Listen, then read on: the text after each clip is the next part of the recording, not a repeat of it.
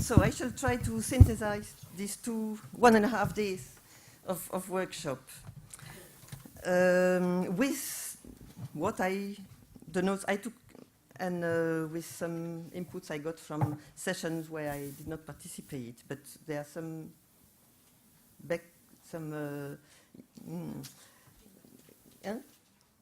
there are some main messages from some sessions where I did not participate that I didn't get, so I shall imagine a little bit. So what we heard in those 2 days is that One Health should maybe receive a common agreed definition to really be recognized and put in practice behind a kind of fashion around the world that is emerging. There was anyway some controversy about the fact that One Health should be developed as a new discipline or just be the integration of existing disciplines. And it was also suggested precisely that maybe it should not be institutionalized in new building, because it could then become a new ivory tower. But these thoughts were actually a remind of a conference that was held in Atlanta in 2011 by ministers from various countries who accepted already at the time that One Health should not be possessed by anybody, should not be mastered, should not be institutionalized, should remain flexible and be a network and a kind of approach of state of mind, an evolving concept. Whereas for the policy world, a clear definition seems to be needed to allow financing, to see how One Health can fit in the precise competences of some ministries, if a project can be financed by this or this ministry, and also that if one project and its successes can be revendicated as One Health by some ministry. Well,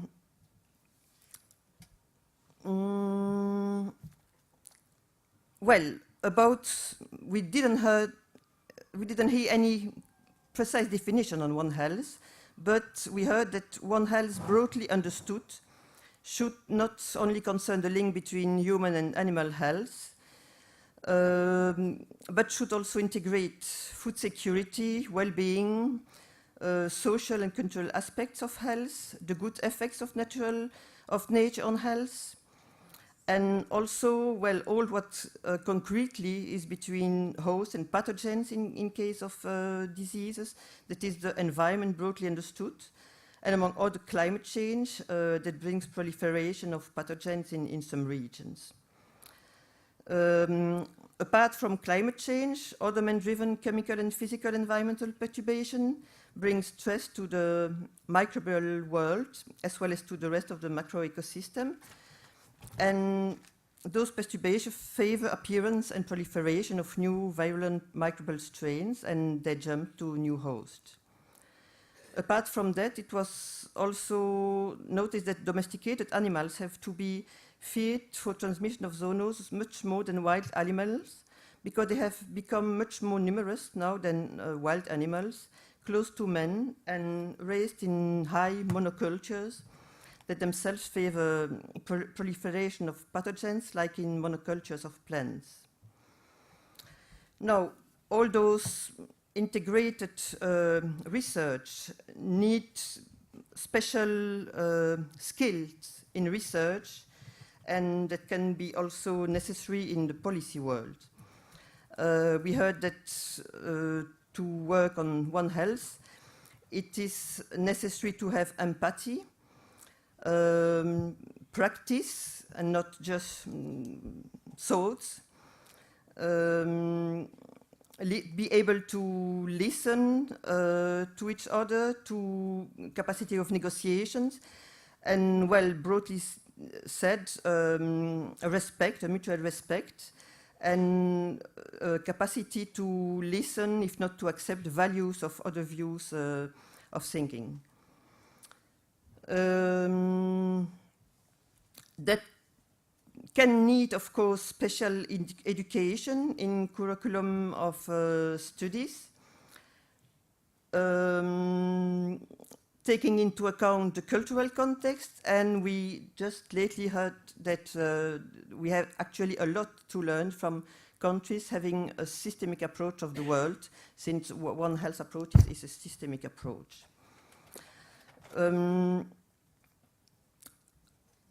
What is not easy for the researchers themselves is that the One Health approach is not always very well understood and valorized by the fundraisers, by the fund givers, which make it also not easy to engage in that field. On another side, the complexity of environmental and cultural parameters that have to be taken into account to well handle with health is always somewhat frightening for policymakers, and it's also a challenge for scientists to translate and communicate that knowledge in an understandable way for politics and for other concerned stakeholders. About that, it seems that vulgarization of that knowledge could be necessary, and also for the broad public. And it seems that a lawyer of translators seem to be missing to make that link, maybe not in all countries, but in many cases. So like I already said, it's a challenge to integrate different stakeholders' perceptions between stakeholders that should work together around the broad understanding of health. And like suggested by some participants, it can maybe be easier to do when starting from a concrete problem or with demonstration cases to solve a concrete problem and to look what each stakeholder can bring to solve that real problem. And then collaborations that emerge around the problem could easier be prolonged in peace moments where actually health management should be developed rather than just when we have to face a crisis. Interdisciplinary research should be funded by policies that thus should also more integrate different sectors. Now, obviously, in times of, suppose, financial crisis and restrictions, also at the level of labor forces, competition rather than collaborative spirit can sometimes dominate, whereas at long-term integration of human and animal surveillance linked to environmental surveillance also could make financial benefits by avoiding duplication of activities, and better controls at right places rather than purchasing some good microbe in cheese could also avoid the economical burden of zoonosis epidemics.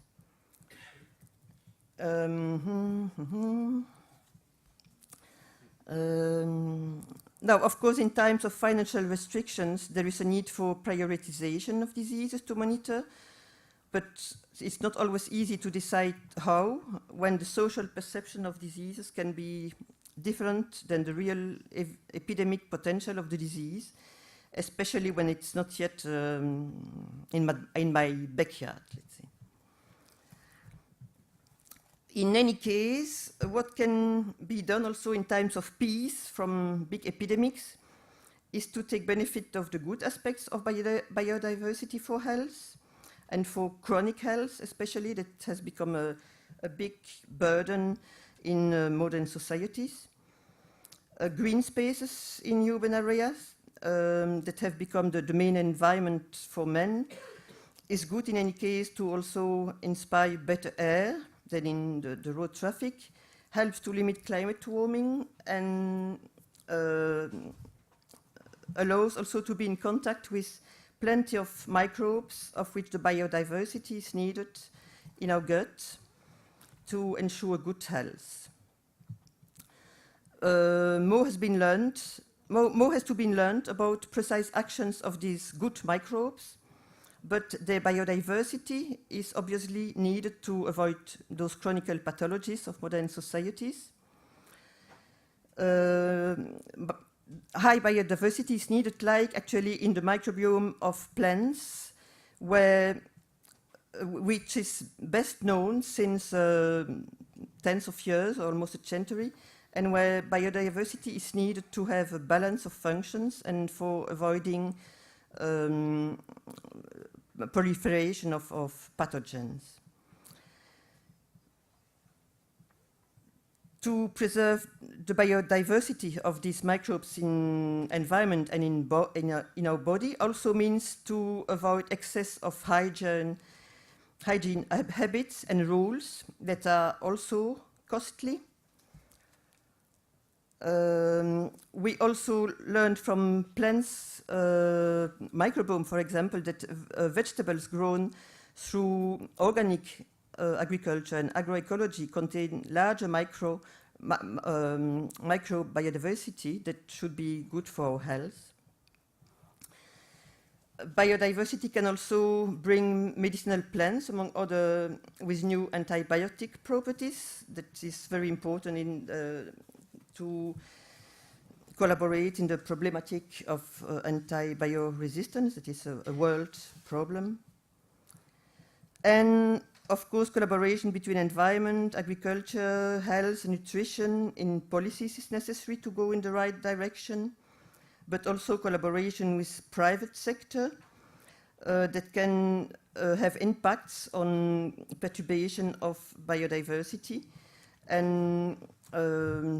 that should understand that if they do not change their production habits, they will one day not have sources of products anymore, and moreover eventually cause big epidemics that will kill their labor forces, for those who do not understand it another way. So I stop here, and I shall ask to Sophie, maybe, I don't know who wants to react first. By the way, sorry did you introduce yourself? I did not introduce myself, maybe. I am Lucette Flandroy from the Federal Ministry of Health, Food Chain Safety and Environment, working in the Environment DG, and I'm involved in the organization of this workshop and trying precisely, not easy in Belgium, to organize at the policy level that link between biodiversity, health, human health, animal health. That is very interesting at the intellectual level, less easy at the policy level.